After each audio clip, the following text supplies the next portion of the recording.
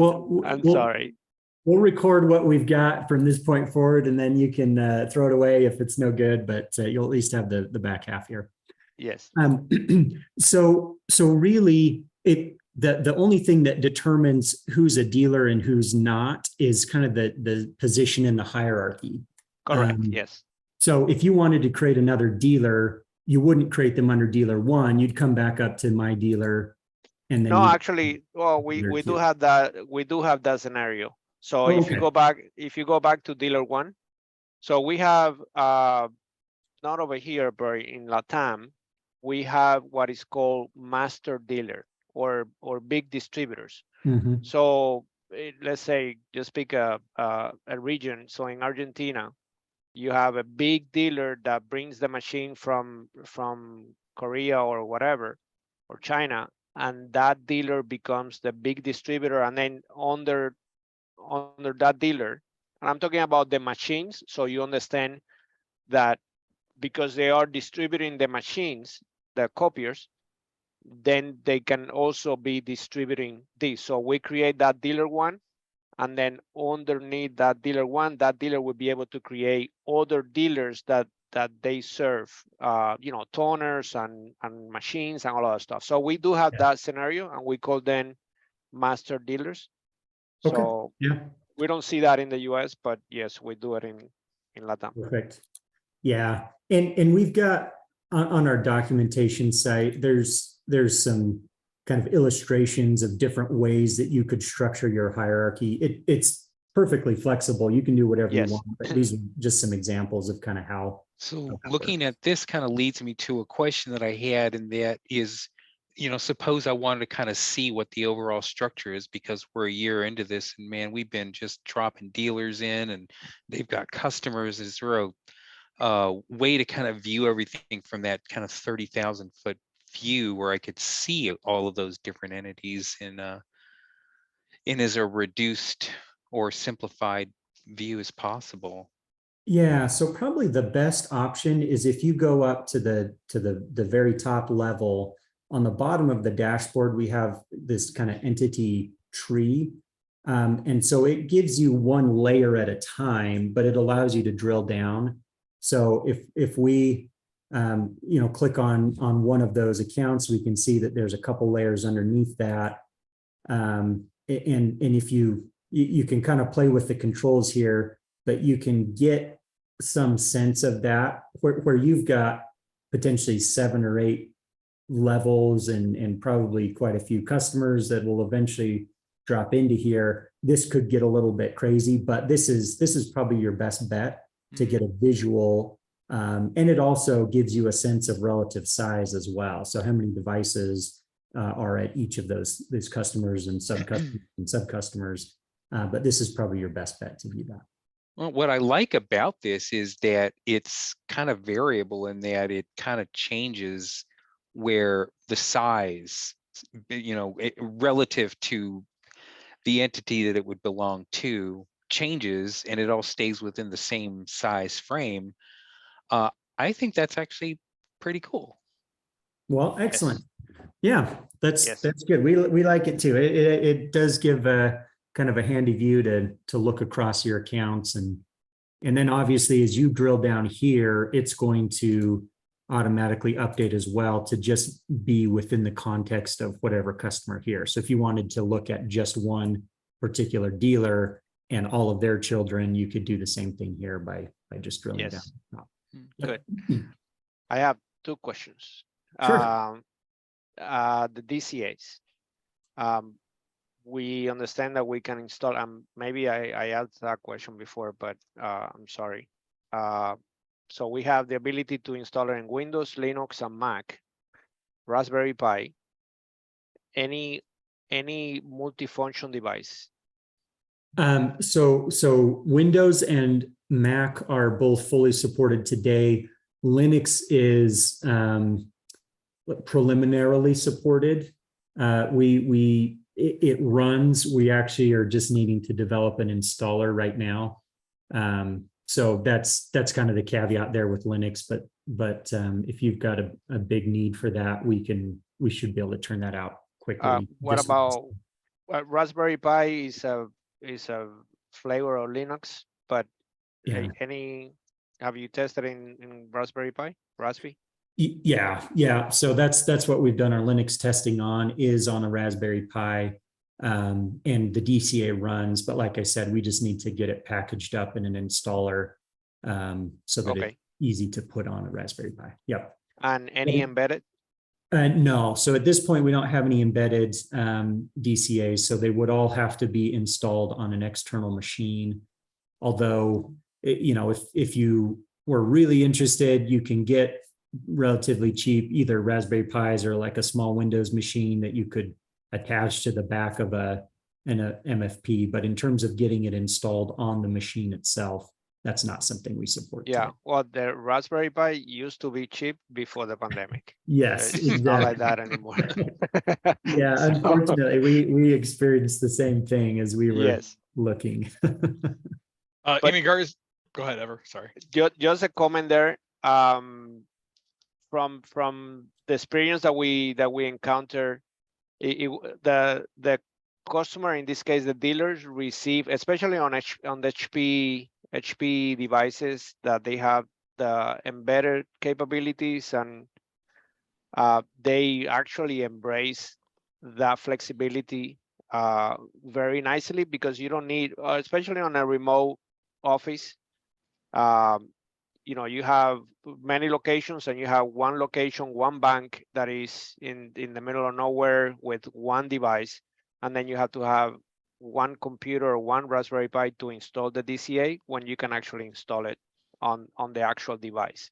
So Yeah. that was very well taken from the dealers, that we don't need that computer or Raspberry Pi, but just in just a comment from our previous experience. That's Also, helpful feedback. Thank you. yes, and then also, what about, so we install it in a computer, and that computer crash or is turned off. Is there any redundancy that we have with the DCA? Yeah, so you can install multiple DCAs in the same environment to provide redundancy, and they all will deduplicate each other. So if you have 2 or 3 DCAs installed on the same network, you're not going to get 2 or 3 copies of every device, or 2 or 3 copies of every meter or alerts. We deduplicate everything, so you can safely install as many redundant DCAs as you feel like you need, and we deduplicate everything on our side. Okay, good. Go ahead, Paul. That was my question. Oh, okay. Well, We're all set. I'll kind of ask a little bit about the deduplication aspect of this. Are all of the DCAs hitting a printer at the same time? I guess maybe what I'm asking more is about the scheduling, where, assuming, say, 3 DCAs on the same network, are they all running after that printer information at the exact same time? Is there a time configuration or polling configuration that we would change somewhere, maybe in the dashboard, or how does that work? Yeah, so we will. So by default, we try to connect with a device once an hour to check on supply levels. That helps us understand if the supply is low, so we can get notifications out to dealers as quickly as possible. That's configurable, but by default, we will scan a device once an hour to check for low supply levels. We upload meters, the actual counters themselves, once per day, because those typically aren't things that you really need to keep an eye on within the course of a single day. And so you can schedule when you want that daily meter read to occur, whether you want it between midnight and 6 a.m., 6 a.m. and noon and 6 p.m., or 6 p.m. and midnight. So you can say, I want my daily meter during this window, and then the DCAs will kind of stagger their schedule in terms of when they connect with the devices. But you shouldn't have, even if you have multiple DCAs on the same network, it would be unlikely that they would both be hitting the device at the exact same time. There would be some staggering in there. Sure, that makes sense. Yep. Okay, thank you. Uh-huh. By the way, I'm going to have a question at the tail end of this. Okay, Okay. since we're not there yet, another question. Regarding the notifications, can we configure the system so the dealer will get a notification if the toner gets pulled out of the machine, with more than 10%, let's say? Yeah, so you've got a few different alerts, and maybe we'll just run through those real quick. So the primary one is a low supply alert, and it's pretty standard what you'd think. Yes. So send an email to this address or multiple addresses when a cartridge hits 25% in this case. And this is on the entity level, right? So it would basically apply for all of the printers? Correct. Yep. This would be a default that you could set across your whole account, which could be customized at any customer or any device. Correct. We do give you the ability to set a separate threshold for color cartridges if you want. Some dealers like to get notified a little different timing wise for the black cartridge versus the color ones. We also support a replacement alert, which just says, let me know anytime Print Tracker detects that a cartridge has been swapped. And we don't really care when it was swapped. We just want to know when it was changed. This premature replacement is a little bit different. It will say only notify me if somebody replaces their cartridge before my threshold. So if someone replaces it at 26%, I want to know about it so I can go have a conversation and say, hey, you're leaving a lot of toner in the cartridge. Let's make sure we use up that whole life before you change them out. So that's what this premature replacement is. Sorry, that's cool. Thank you. Yes, that is. We think that's cool too. Yeah. It can be, obviously, depending on the way a dealer has written their contract, that can get really costly. If toner's included in the cost of the contract and people are swapping it out at 30%, you're really going to get underwater on that contract quickly. So this kind of filters through the noise to say, look, I don't really care if someone replaces it at 5%. So I don't want this replacement, but I do want the premature because that actually is, dollars and cents out of it. Yeah, I'm expecting someone to ask, well, can you report on who replaced it? And I'm like, no, we need a camera for that. Yeah, Right. that would be great. But unfortunately, we haven't figured that one out yet. We have to put a ring in front of the machine. Yeah, we're working on little Print Tracker drones that we can deploy to all the sites and just hover over each machine, but we're not there yet. But the thing is, just knowing that this is taking place in and of itself is huge. Yeah. Yep. Okay, exactly. cool. In regards to the integrations, I know that you integrate with Supplies Network, and we probably should talk about that at some point, maybe not today, but what about eAutomate, other systems, and what's your process for that?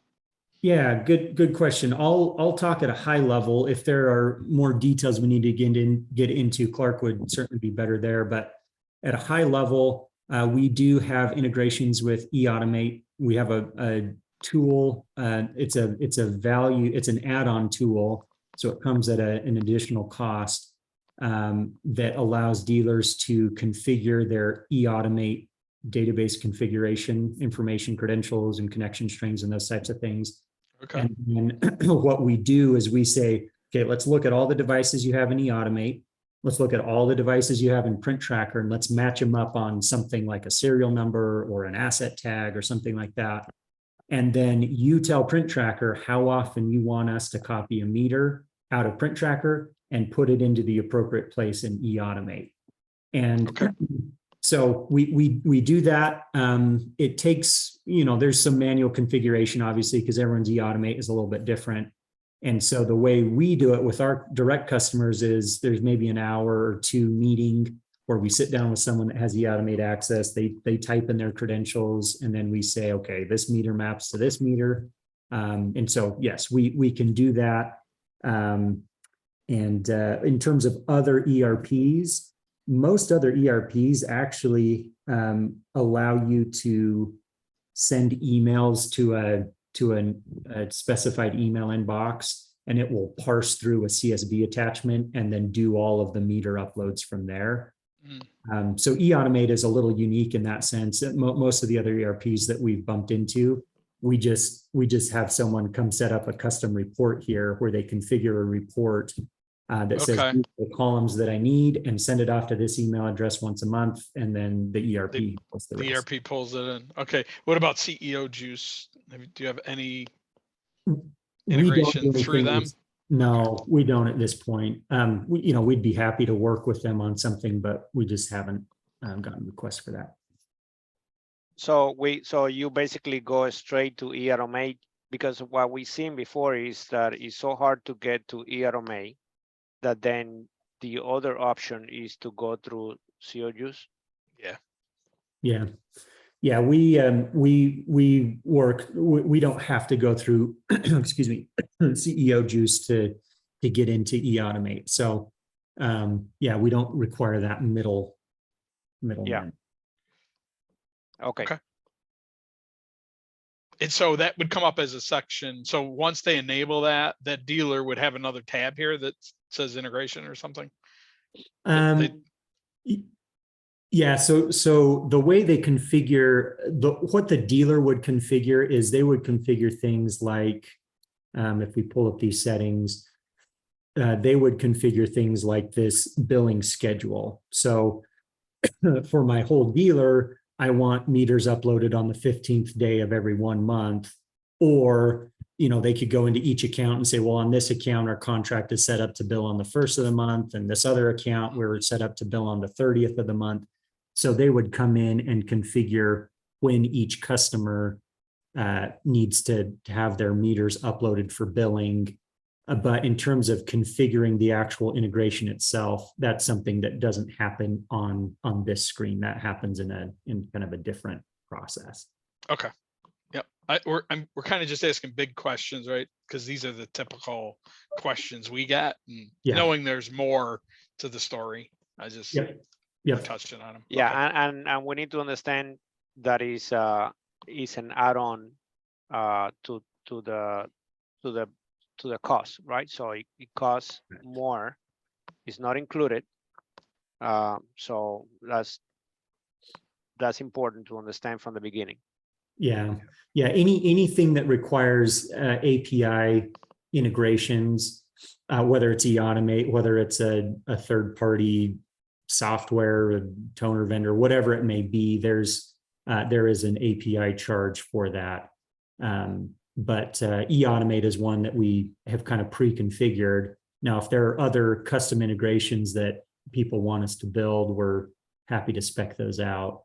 But those are some of the ones that we have built. So is that like project-based or transaction-based charges? It would basically be project-based to develop the integration if we don't already have it in place. And then basically like a data usage for the ongoing access to that integration. So then is both, Jimmy. Mm-hmm. In the case of eAutomate that is already built, there is no, the project cost is there's not going to be a project cost, but it's going to be a monthly fee for that. Is that correct, Scott?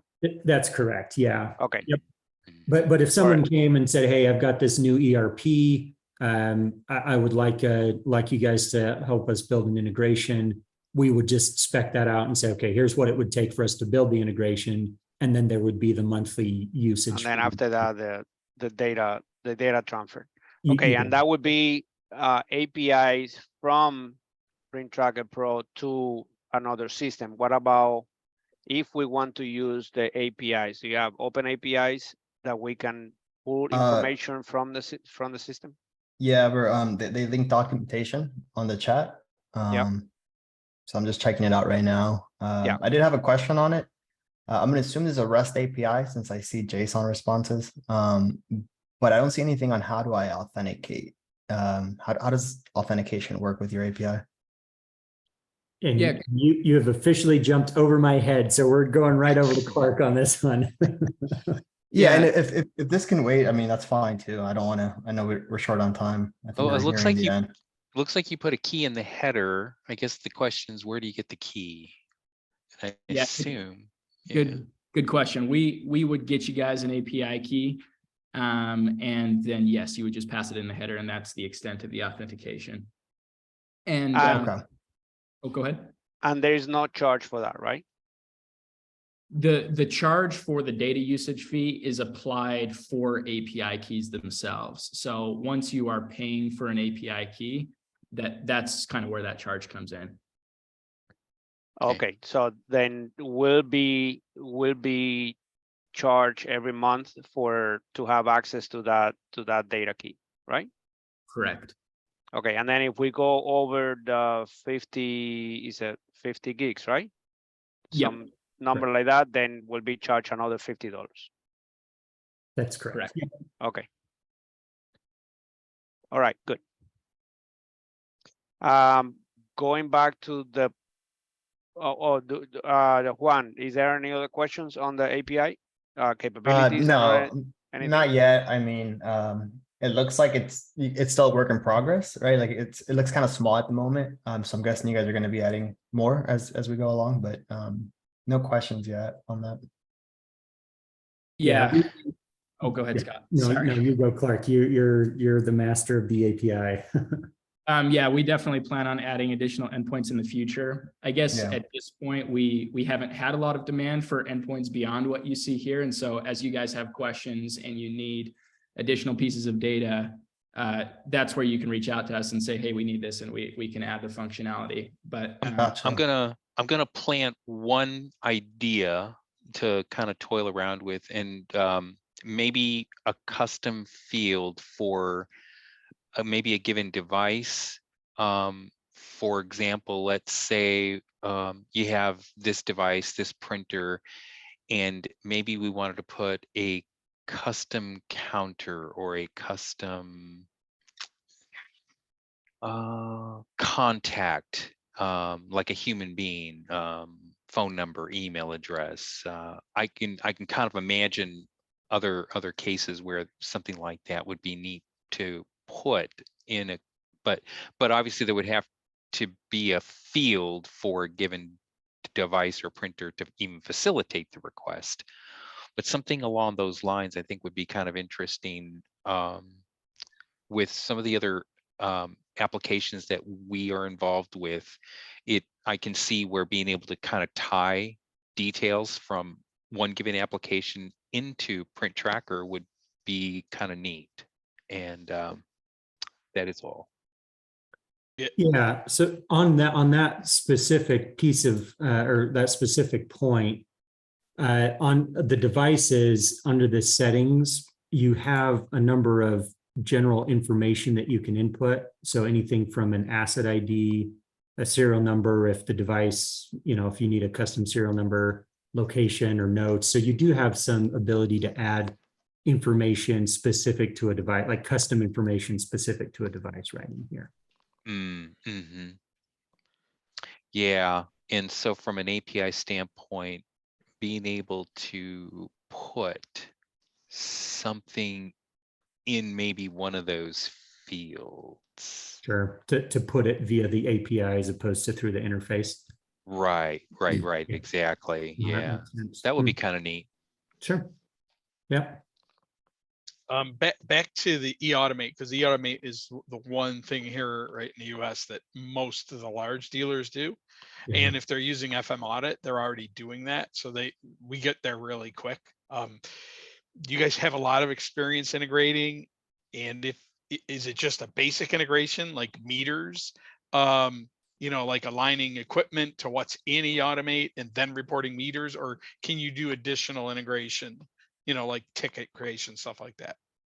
Yeah, at this point, it's just meter uploads for billing. So we don't really touch any of the other components of eAutomate, like tickets and things like that. Okay. So it's lining up the devices across both systems and then giving dealers the ability to say, I want these meters imported on this schedule from this account. Okay. What about aligning managed devices and unmanaged devices? How do you guys handle that here? Let's Uh, say it finds 100 devices, but you only want to manage 80 of them. Yeah, so on the print tracker side, and then maybe I'll see if Clark can jump in on the how it works between eAutomate and print tracker. But on the print tracker side, that's what this tracking status Okay. says. So if it's a device that you don't manage, you can come in and select any of these devices, and then you can come up here and say, I want to disable those devices. So that would basically be this is a non-managed device. And from a pricing standpoint, we don't charge people for non-managed devices. So just because it's on the network and just because we discover it doesn't mean that you want to pay for it. And so they can come in and set those devices as non-managed. We don't charge for that, but we do give a free meter once a quarter. So it allows people to see the total volume going through an account, at least on a quarterly basis. But you don't have to pay for devices that you don't care about tracking. Okay. Now, Does it pull it off the list, or it leaves it on the list so you can re-enable it later? yeah, so you can filter it in or out. So right Okay. now we've got those disabled devices filtered out, but now you can see that they've been added back in. All right. And- Okay. So and then that's then the next question would be, since eAutomate's the record is the source record for most of these accounts, that's where they put them in first. If they're managed, and you tie into eAutomate, will it automatically update that tracking status? Clark, do you want to take that one? Yeah, let me make sure I understand. So you're saying if the device is somehow disabled in eAutomate, will it update the tracking status in print tracker? Or not, or it's not in eAutomate, since eAutomate is all they're billing for, right? They don't want to have to come in, like if it's 800 machines, they don't want to have to come in and disable, if everything's enabled, they're going to be charged. So if eAutomate's the source, right, will that update automatically flip the status? We don't do that today. That's definitely something we could look at. The major concern is if for one reason or another, we're not able to link the devices between the two systems. Let's say that maybe the device's serial number is different in eAutomate than it is in print tracker, which is the case for some Toshiba models, for example. In that case, we probably wouldn't, or the dealer probably wouldn't want us to go unmanage a big chunk of their fleet just because the link wasn't able to be properly made.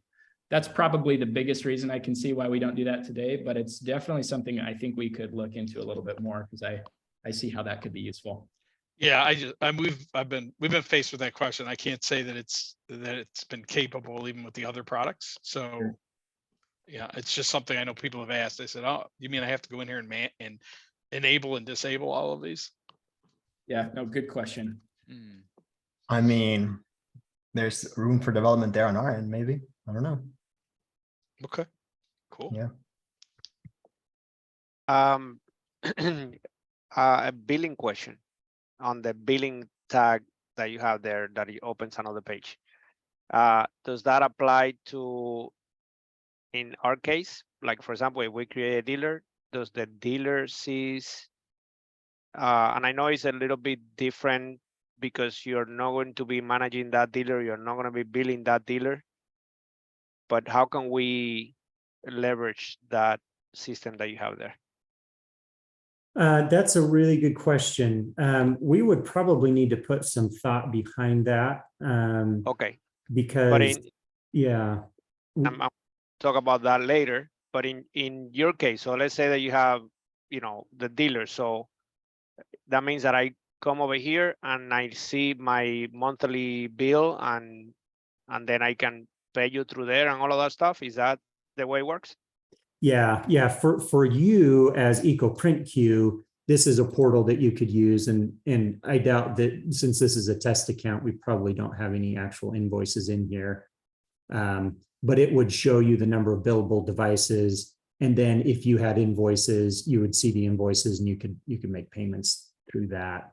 So I guess for the dealers underneath you, they could at least see the billable devices. So how many devices, and the way this is calculated is basically, did a managed device upload a meter during the calendar month? Then This it is would very count nice. towards this total. So they could at least see the device counts. Although because we're not billing them through our system, they wouldn't see invoices here, but they'd at least see this report.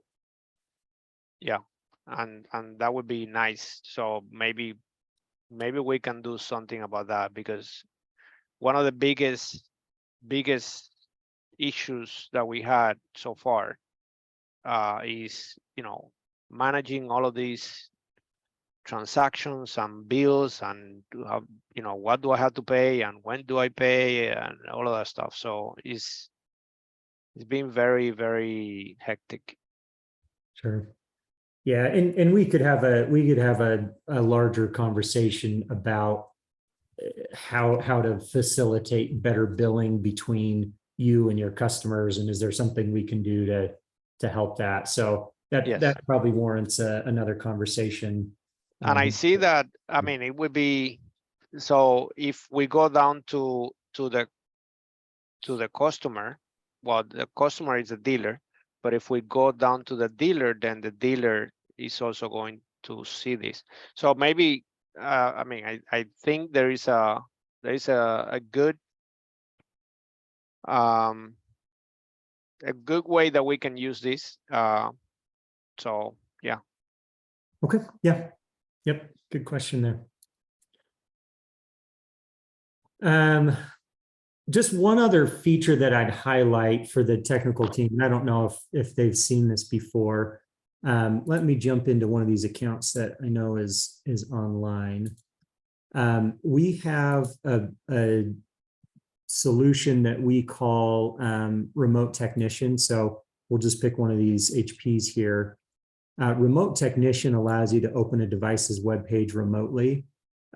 So it kind of describes what it does here, but it lets you basically any functionality that this M452 provides through the device web page, you can now do remotely from your own office. So, this particular printer is, 10 miles away from where I'm sitting, but I'm working with it and I can change settings and I can view reports, and I could upgrade firmware if this device supported it, as if I had taken a service call or a service technician and put them in a truck and send them over to the office.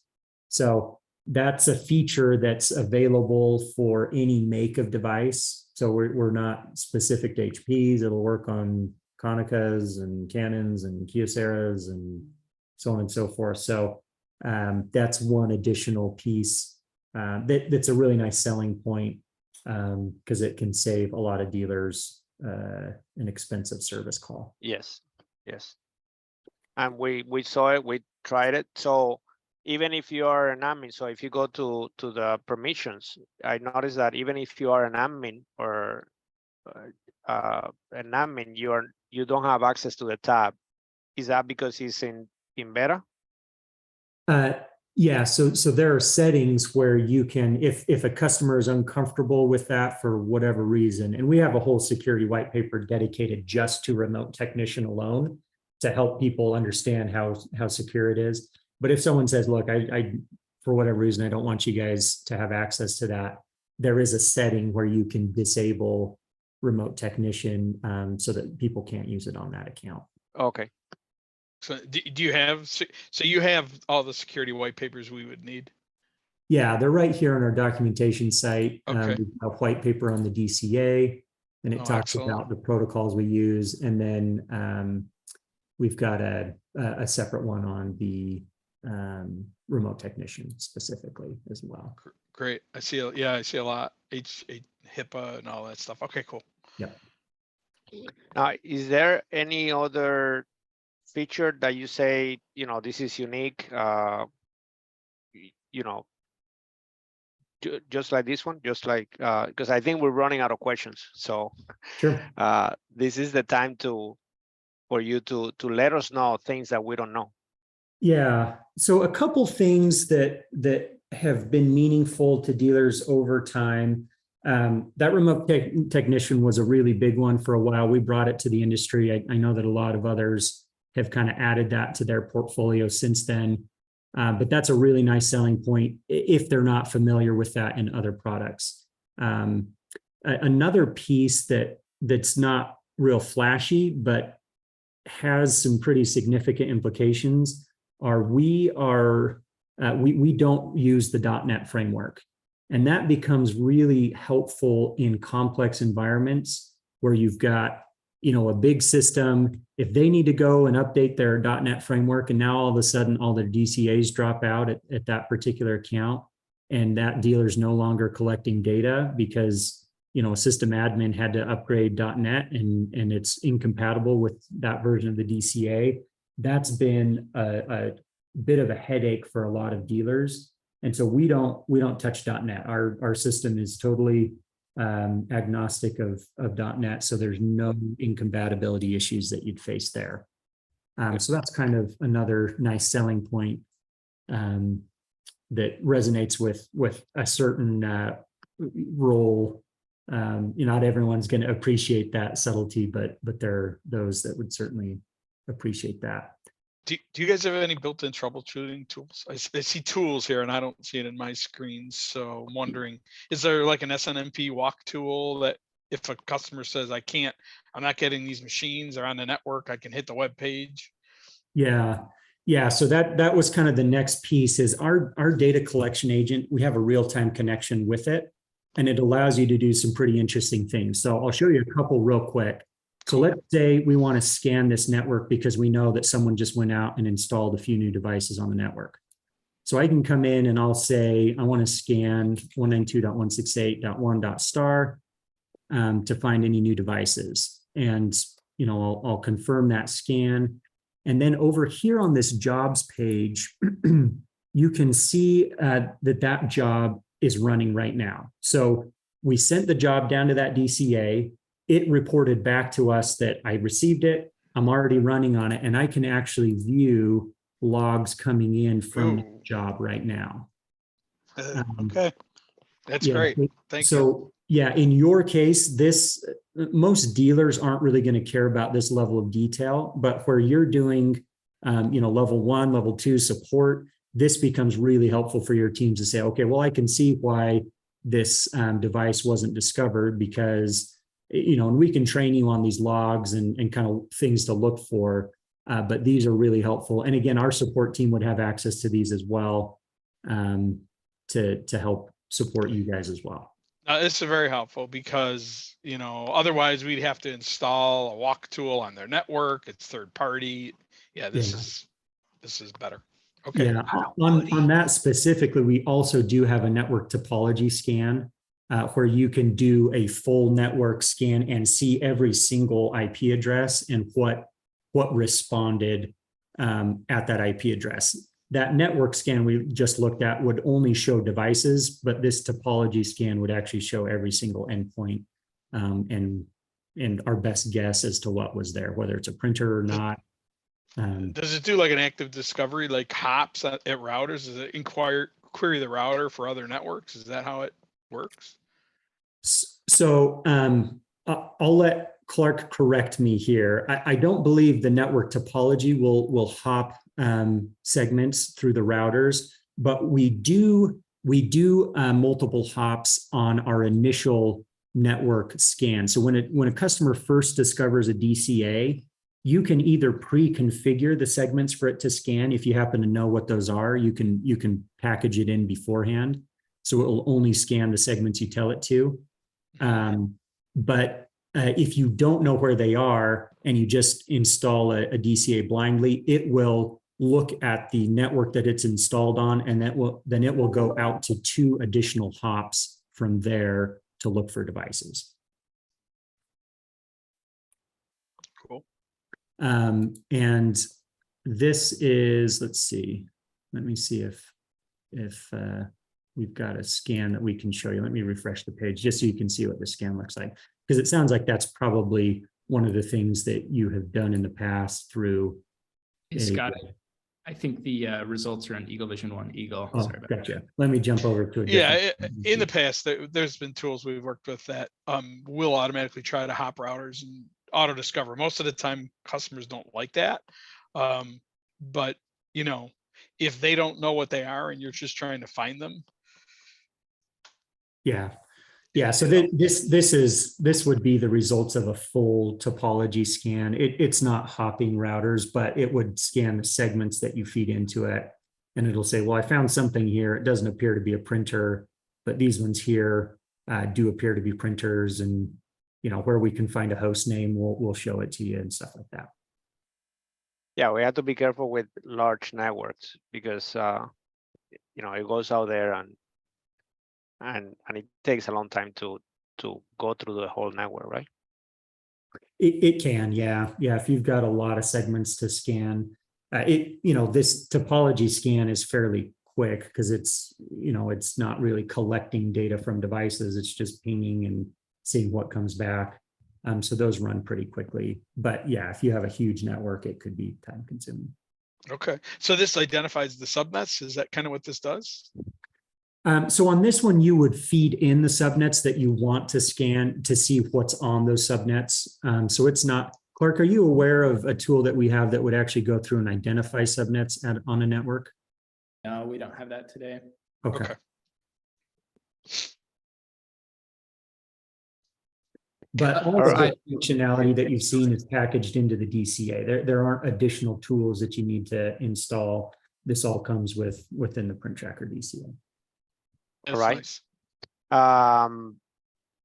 Reporting could be another session that we can talk about. And I don't know how, your time, if you want to check your time, anybody has any meetings pending or anything like that?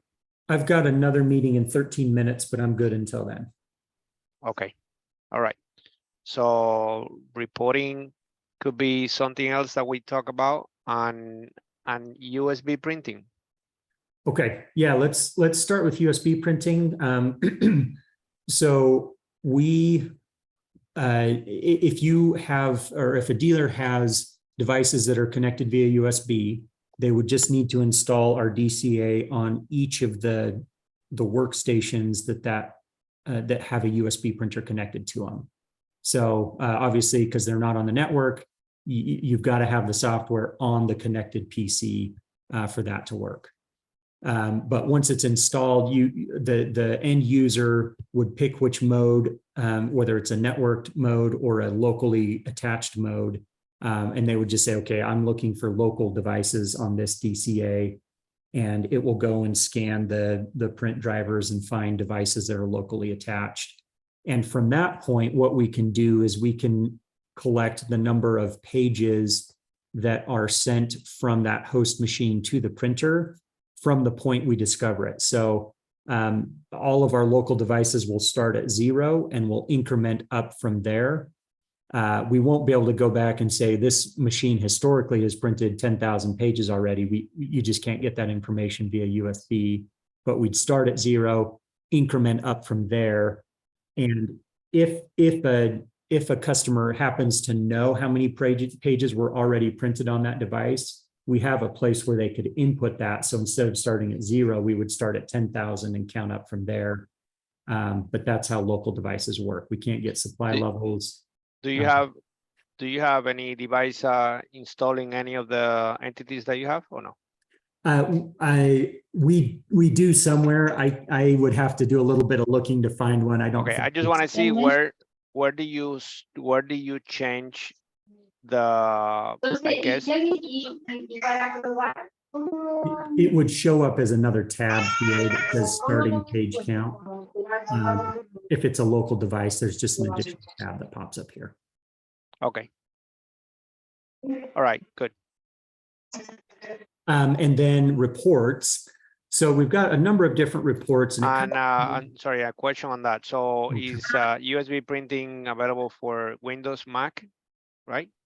Just on Windows right now, because it requires information from the Windows event manager is kind of how we track that. So we don't have that support on our Mac version yet. Okay. And you said not supplies, right? Just copies, Correct. just prints. Okay. Yep. It looks at the number of pages that are sent from the host machine to that printer. We can break it down by black and white versus color, but it is only the page counts. Yeah, not meters though, right? Yeah, correct. It's not meters in the sense of pulling it out of the SNMP. It's just how many total black pages, how many color pages were transmitted. So yeah, we're not talking to the printer itself, like we do on network devices.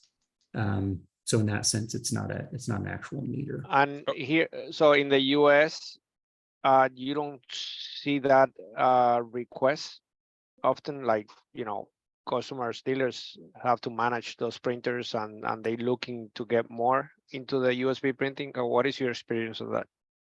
Yeah, so the USB protocol itself is kind of the limiting factor there.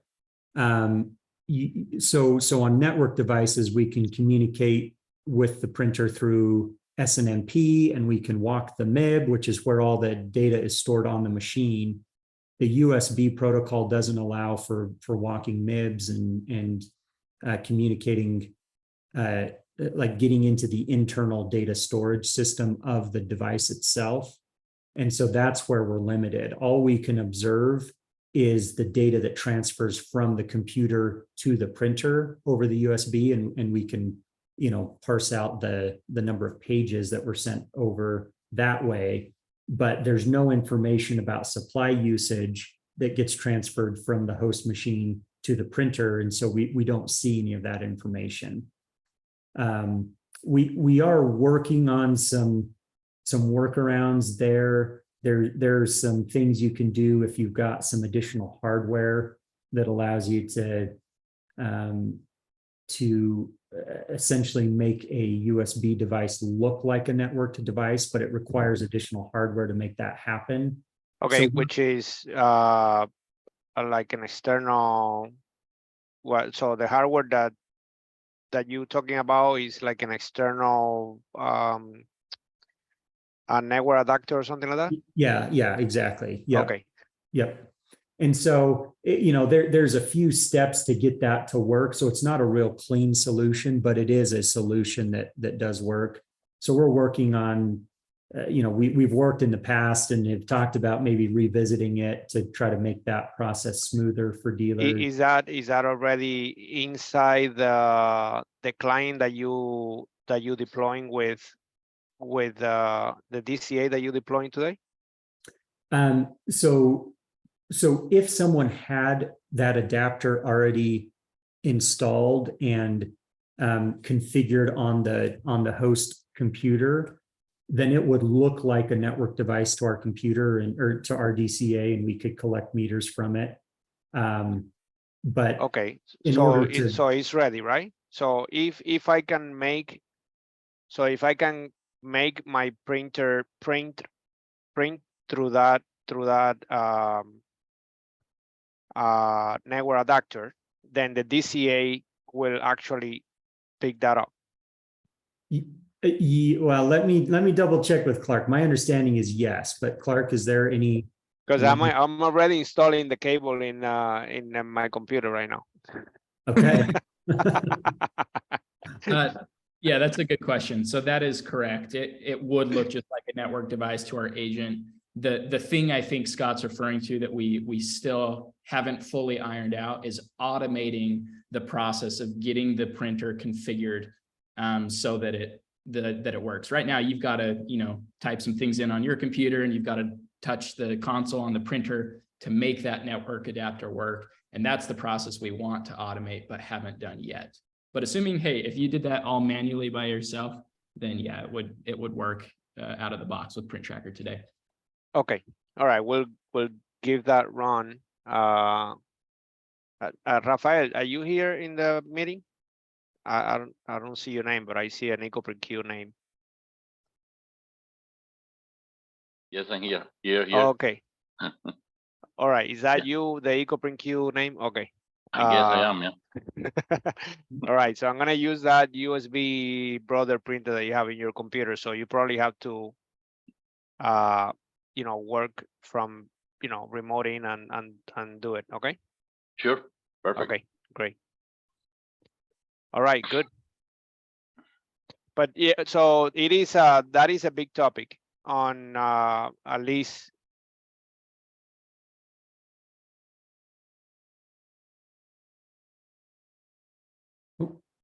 You still there?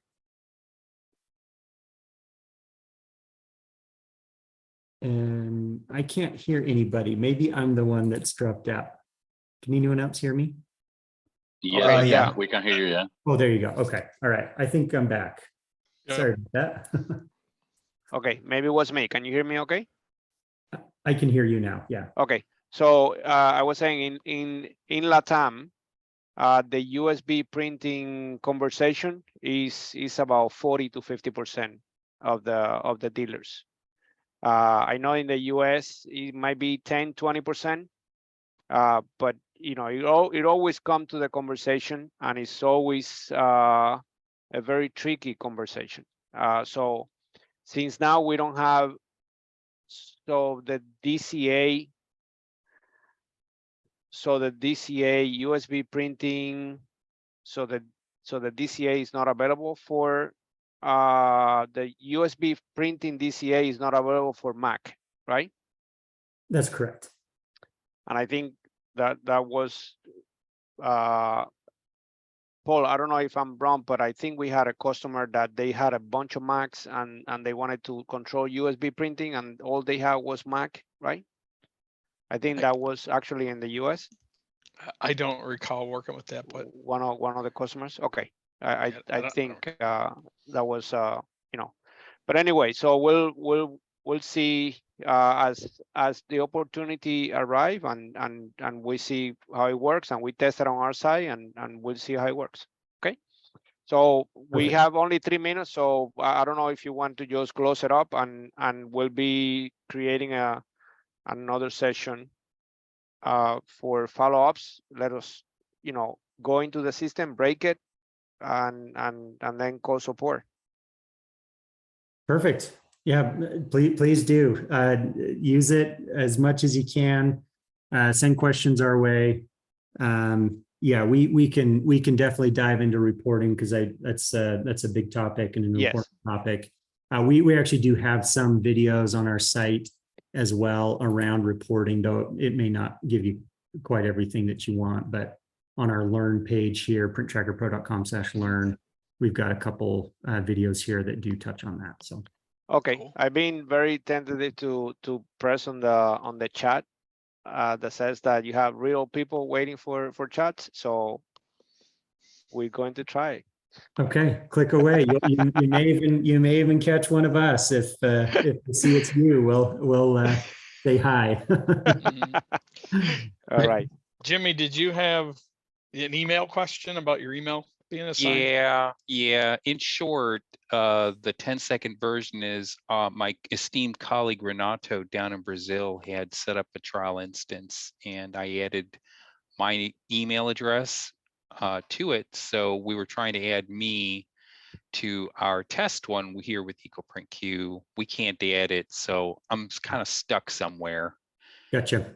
So it's a good idea, maybe, Scott, if we transfer that entity to our trial. To this Is that possible? ecoPrintQ Yeah. Inc. This one here. Yes. Yeah. Okay. And probably Renato too, right? Are you on? Yeah, he's on. Sorry, Jimmy, about that. Sorry, guys. Oh. Okay. So And I anyone that think was on the Rafael other. too. Okay. So anyone that was on the other ecoPrintQ trial, we want to bump them over to this one here. Yes. Yes. Okay. Yeah. Perfect. Actually, I did delete all users. It's only me, but still they don't get to add the user to the new instance. Yeah, if they're in the database once, we don't add them again. So even if you've deleted them, they're we'll just manually port them over. That's not Yeah. Okay, perfect. All right. Raphael's already in. We already got him in with a different email, so Okay. he doesn't Okay. need to port over. One last question. I see that when I open the page, the app page, it goes right in. It doesn't ask me for authentication. Is it getting the authentication from Windows single sign-on? Clark, chime in here, but I believe it's just using cookies through your browser. Yep. Okay. Yeah. All right. Good. So we'll be in touch. Thank you very much for everything. Great session.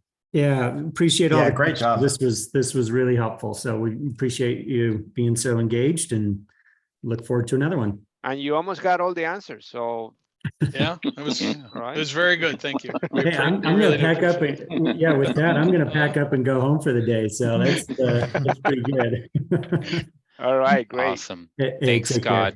Thanks, Yeah, Thank you very Clark. much. Thank Thanks, you guys. guys. Thank you. All right, bye. Bye.